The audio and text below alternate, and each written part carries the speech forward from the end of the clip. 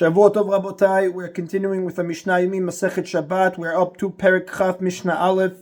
Today's Mishnayot should be Le'elu Nishmat, Neria ben Svetlana, Aran Bayev, Neriyahu ben Burcha Israelov, Menuchatam Began Eden, Amen. As an introduction, we know that in general, the Melachot prohibited on Shabbat are prohibited on Yom Tov as well, with one exception. The Torah permits some Melachot to be performed on Yom Tov for the sake of preparing food, as the Torah says in Sefer Shemot, chapter 12, Pasuk 16, and the Mishnayot in Masechet Betzah, chapter 5, Mishnah 2.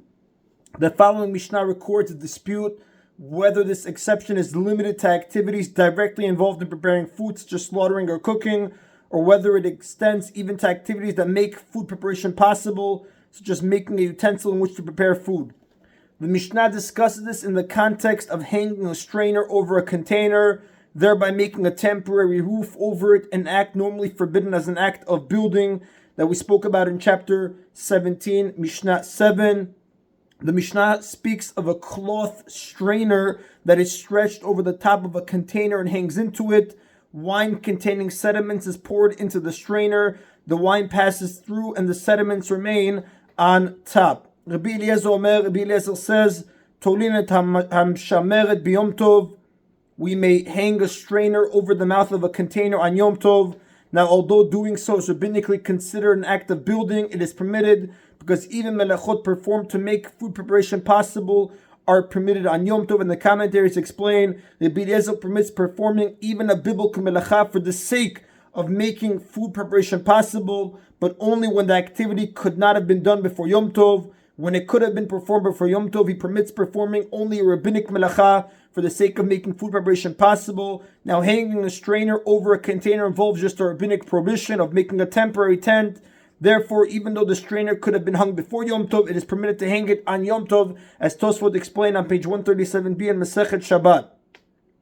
V'notnin la teluya b'Shabbat, and on Shabbat, when melacha is forbidden even for food preparation and a strainer may not be hung over a container, we may pour wine into a strainer that had already been hung before Shabbat. Now, although straining the wine separates the wine from the sediment, Rabbi Eliezer does not forbid it under the laws of selecting, since this is not the usual manner of selecting, as the Rav explains. Now, the Elucidated article brings down the Ritba in Masechet Shabbat, page 137b, who says that the melacha of borer selecting is typically done to prepare the selected item for storage. The types of selecting done to prepare food for immediate use are therefore considered unusual, and straining wine in this fashion before a meal is such an activity and is therefore permitted. That's how the Ritba explains it, but the sages disagree with both leniencies.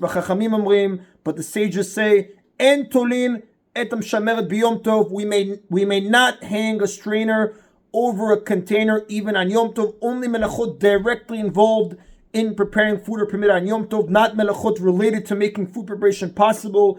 And the commentaries explain the sages forbid performing even a rabbinic melacha for the sake of making food preparation possible. Therefore, they do not allow one to hang a strainer over a container on Yom Tov, even though it involves only the rabbinic melacha of constructing the temporary tent. Then notnin la teluya b'Shabbat, nor may we pour wine into a hanging strainer on Shabbat, because according to the sages, it is biblically forbidden to strain wine, either as a tolada of borer, selecting, or meraked, sifting. As the Rav explains, he does say, V'alacha kechachamim, the halacha follows the opinion of the sages, and the Mishnah concludes, Aval notnin la teluya b'Yom Tov, but we may pour wine into a hanging strainer on Yom Tov. And the commentators explain preparing wine by straining it is an actual preparation of food, and is therefore permitted on Yom Tov. And that is in Rabotai of Mishnah Aleph. Mishnah Bet now quotes the sages' opinions regarding several activities. And again, the previous Mishnah taught that according to the sages, it's forbidden to strain wine containing sediments on Shabbat. But in the following Mishnah, the sages permit several similar activities. Notin mayim al gabei shmarim b'shvil sheitzalu. On Shabbat, we may pour water over wine sediments that were left in a strainer before Shabbat, so that the sediments are drained of any wine that's absorbed in them. And the commentators explain, as the water passes through the sediments, it extracts the wine from them. The water-wine mixture then drains into the container below. This is not considered an act of selecting, because the water that was poured in was clear and not in need of any straining to begin with. Now, although some wine is also being extracted from the sediments, this too is not considered an act of selecting, because the melacha of selecting involves separation of a mixture into two distinct items. But in this case, it does not occur, for the wine extracted from the sediments does not drain alone, but as a minority ingredient of the water of which it is now a part of.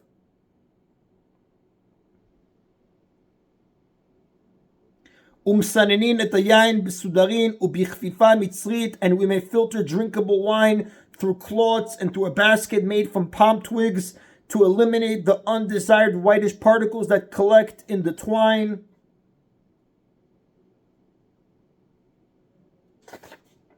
Since such wine can be drunk as is, the commentaries say filtering it is not biblically prohibited as selecting. However, since most people prefer to filter it, the rabbis required that one do so in an unusual fashion by using a cloth or a palm branch basket rather than a strainer. However, the commentaries say wine that cannot be drunk unfiltered, such as wine containing sediments, may not be filtered even in unusual fashion, according to the sages of the previous Mishnah, which we said was the halacha. On the other hand, wine containing very few impurities, which most people drink unfiltered, may be filtered even through a regular strainer, as the elucidated article quotes the Bet Yosef and Orach Chaim, chapter 319, halacha 10. Now the Rav does say it's generally forbidden to wet fabrics on Shabbat out of concern that one may wring them out, which is forbidden, like we'll see in chapter 22, Mishnayot 1 and 5. But the Mishnah here speaks of a cloth designated for filtering wine. Since it's designated for this purpose, we are not concerned that one may wring out the wet cloth, since it does not care if it remains wet.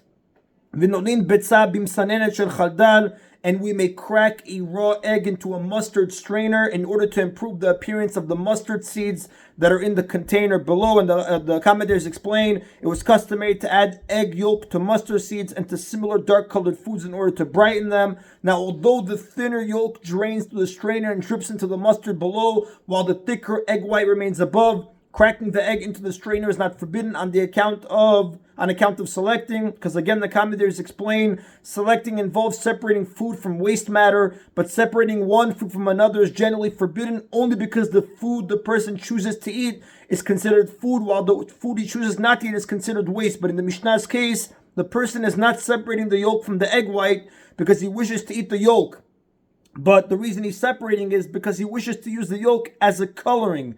Since he's not choosing to eat the yolk and leave the egg white, both items are considered food, and separating them is not considered selecting food from waste. Again, as the article elucidator brings down, based off Rashi on page 148, as explained by the Bach in chapter 319, halacha 10. The Mishnah continues now discussing another law concerning wine. Vosin anomelin b'Shabbat, and we may make any amount of anomelin, which is a mixture of wine, honey, and pepper, on Shabbat. Now, though making this beverage involves a considerable amount of work and expertise, it's not considered excessive and professional toil that is generally forbidden on Shabbat, as Tefillah Yisrael explains. And the commentaries say it's only permitted to mix the ingredients together lightly.